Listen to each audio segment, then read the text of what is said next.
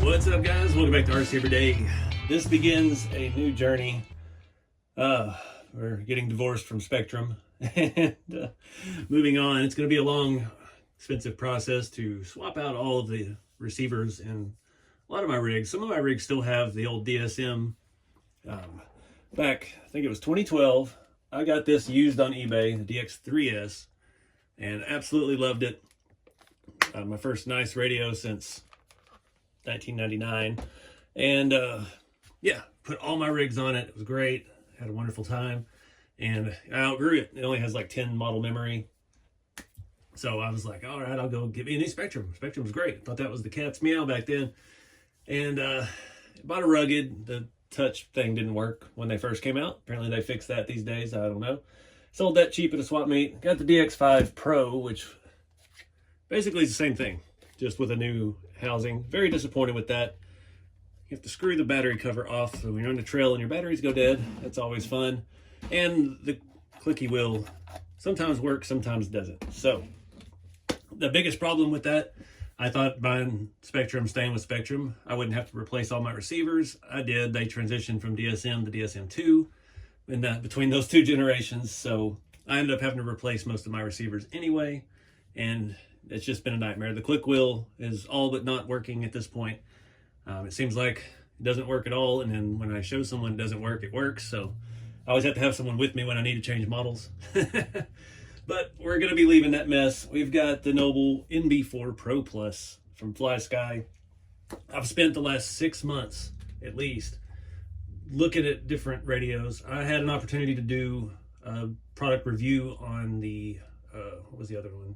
RadioLink RX8 something, and it looks very similar to this, but it had a ton of issues. There's entire Facebook groups dedicated to the issues with it, and that just kind of scared me away from it. I mean, I could have had that for free to do videos on, and it scared me enough to not take that deal. So I've never done a paid thing for a radio, and I have not. I bought this from A Main Hobbies last Friday night. They had a $30 off coupon, which covered most of the tax. This is the Pro. Comes with this case. Definitely need the case with my travels and things. It'll be nice to not worry about my radio getting banged around in a backpack or in the bed of the truck in a bin full of RC cars with styrofoam. So this is a very nice case. It's like carbon fiber, probably not carbon fiber, but whatever. It's a case and it works. I've had so many people, I talked about this quite a few months ago when I first started exploring other options. And I started even back, oh God, this was back in February, so it's been almost a year. I had folks come up to me at Texas Crawl Fest, showing me how they worked, how intuitive the touchscreen system is. It's like an iPhone or an Android or whatever your flavor is. It's all there. It's clear. You can see it in the daylight. The extra battery is a nice thing for me too. Wireless charging, which is a little unnecessary, but why not? We're there.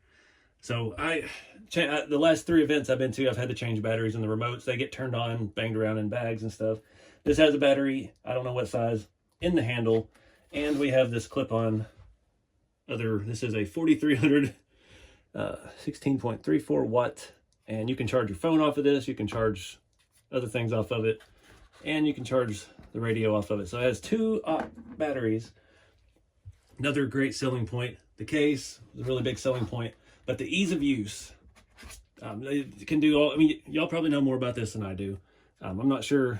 I don't really need my cell phone there. I don't think I can film like that, but just nice feeling stuff. We've got aluminum protection. That's something that the Pro came with.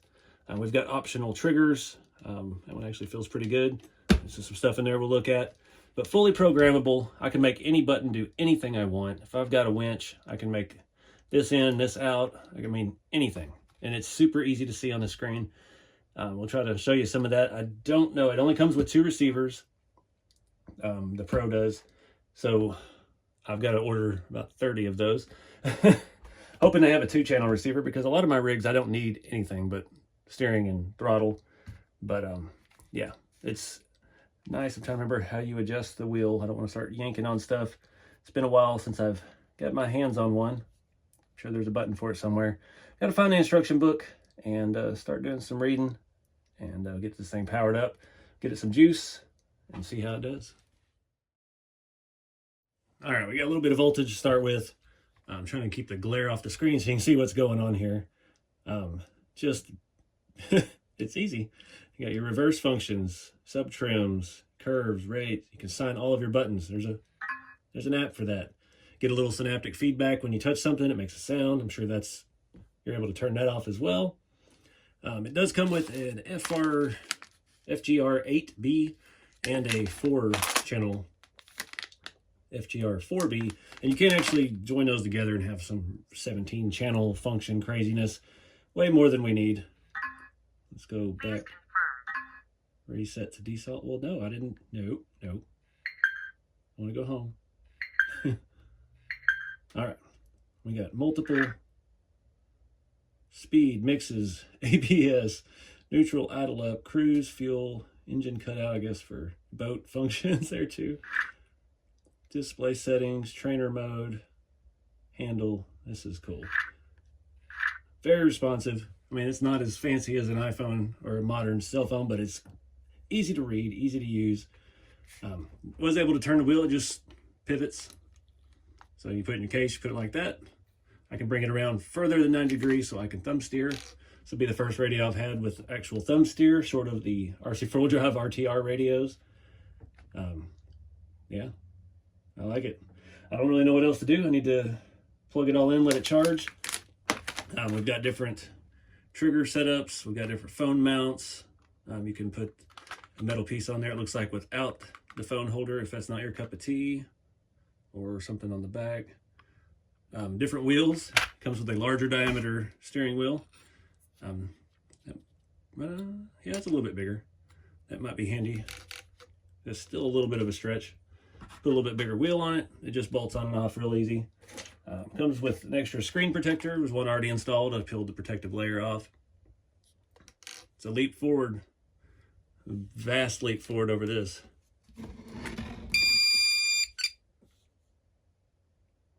Nokia phone is booting up. Is it going to work? Yeah, it works about 5 out of every 7 spins. So I'm going to get it charging, and then we'll start figuring out this thing. Go away. Nope. Shows you the full sweep of all the motions. Shutting down. It even talks to you. How cool is that? All right, well, there's not a whole lot to the book, which is kind of nice. So we just plug this thing in. I've got the wireless charger plugged up underneath the table here. Should see some lights on that. I believe I can charge through that into the other battery in the handle as well. I'm not going to mess with that right now. I'm going to do some research on this before we keep going, and just let it charge up. All right. Well, it's almost fully charged. Cycles through to the handle battery from the other battery. I'm going to try to bind it. I've swapped in the 4-channel receiver to the RC4 Drive 82 Extra, or whatever this is. Toyota, the new one of my favorite little trucks. This thing did so good that it's going to be one of my first upgraded rigs. The other one, of course, is going in the Boom Racing BRX02. So that is where we'll start with this. I was just doing some research, trying to figure out what receivers will bind with this. Apparently, this does have a setting to bind with the classic receivers. So if you have any other FlySky receivers already, it won't be as in-depth of a connection, I guess, the gist I was getting. But yeah, it will work, which is nice to have a little backwards compatibility. I can't even talk. I was trying to make a dig at well, I already forgot their name. Spektrum. Yes, those bad people. So I think I've got this hooked up right. We'd only have forward, reverse, and lights. So remember where my on-off switch is. See if we can get this. Probably should have held that when I started it, if I had to guess.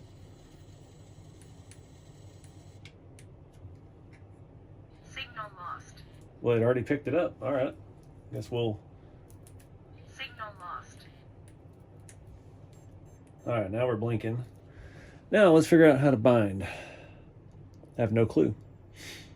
RX set. Bind set. Enhanced. This is an enhanced one. Binding. Binding successful. Nice. That easy. Our trims and stuff are off a little bit. Is it even going the right direction? Oh yeah. How do we save? Receiver set. Servo frequency. Model. Select model. This will be model 1. Model name. Oh, look at this. No. Oh, wrong button. No clicky wheel. Model name. There's the backspace. All right, well, let's just call this the Red Yoda. And we didn't need much technology. Just a keyboard would have been nice on some Spektrum stuff.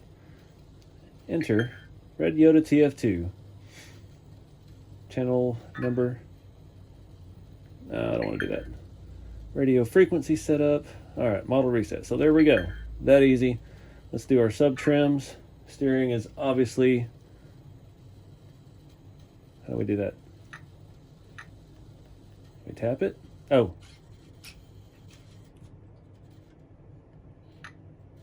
Nope.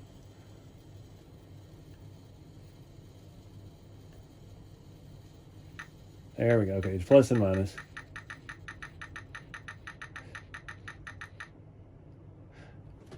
Actually, I think I'm going to go ahead and take the servo horn off and just reset this. Because why not while we're here? All right, I'll be right back. All right, perfect. Now it's only 4 off to 1 to the left.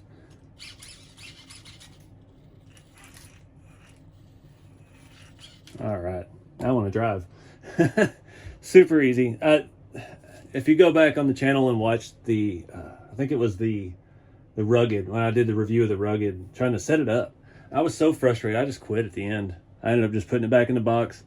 I never could get the touchpad to work. It wouldn't pick up my finger at all. I don't know what the deal was with that. And I was just so irritated. I took it to a swap meet that next weekend and sold it for nothing, just to get rid of it. So let's go back. That's all we need to do. So we're ready to roll. All right, got all that buttoned up. Throttle or steering response is super fast. This thing feels, the trigger on this feels fantastic though. I've got amazing control. Reverse still a little jerky. I bet we could turn the punch down on that. I'll have to do some more reading on that stuff, but yeah, let this thing finish charging. See what else we can do. All right, guys, I don't know how that happened, but I just ran across some deals through AliExpress. Found one of these 8-channel ones. It was 25 bucks on AliExpress, and they had the 4-channel version. What was it, $22? I bought one on Amazon. It was like 28 bucks, 29 bucks plus tax and all that. And I got 3 of them on there for 80 something. It gave me a discount for buying multiple. So I got 5, 6 of these things now. So yeah, that's good. We can start switching them out in rigs pretty quick, getting stuff programmed onto this. I'm super excited about this. I know this isn't like the best setup video or anything like that. I did do a couple things off camera. I did change to the larger wheel. It's just 1 screw in and out. I left the brake caliper out. It's a little flashy for my flavor. I like it clean and simple like this. I did also swap out the rear grip handle. I was a little hesitant on that. I ran across a couple of videos. You just pry that sucker out. It snaps into place. This one has like a carbon fiber look, but needed a little bit bigger. The trigger and everything feels good for my finger. I could still use a thumb steer attachment. Just a little bit out of reach, even with the larger wheel, but not bad. I mean, I can almost go, I can go all the way left. I can not go all the way right with 1 swoop, but we'll figure it out. But yeah, I don't guess there's much else to talk about. So I didn't even really show you the case. It's actually a really nice little case. Solid hard shell. Nice hard foam, soft foam in the top. I definitely won't be bringing all this stuff with me to events, but we've got this nice deep space here where I could put things like my trail repair kit, maybe a couple small tools like multi-tools like my Bauhaus tool, my wheel nut adapter box. We can condense down and fit a bunch of stuff in there. That and the charging system, that's about it. That's it's at the space here. Actually, we could stick another battery because it will hold the radio with the battery on it, and you can have a secondary battery if you need to. Pretty slick setup. These were $559 or something along those lines. I mean, we're getting up there in Futaba money, but I just haven't seen enough out of Futaba. I know everybody loves that stuff. I used to love it when I was a kid, but I'm just not seeing the price difference. This is still cheaper than the models I was looking at that I was recommended, and as far as usability, it's more up my alley. I can handle it. It's like a smartphone. I'm not the most tech savvy person when it comes to this stuff, obviously, but everybody that showed me these in person is what sold me on it. Being able to see how the touchscreen is and how simple I could make sense of it. We can get deeper into it as the need arises, but for now, I just need to get some rigs switched over. So I'm excited I found those deals on more receivers. I will be posting some of my Spektrum stuff, starting with receivers on rceiverday.com. Be just getting rid of those. I know there's probably still a demand for them. I've got a lot of DSM2, the nice ones with the bind button. You don't have to use the binding pin and all that. Yeah, you know what I'm saying.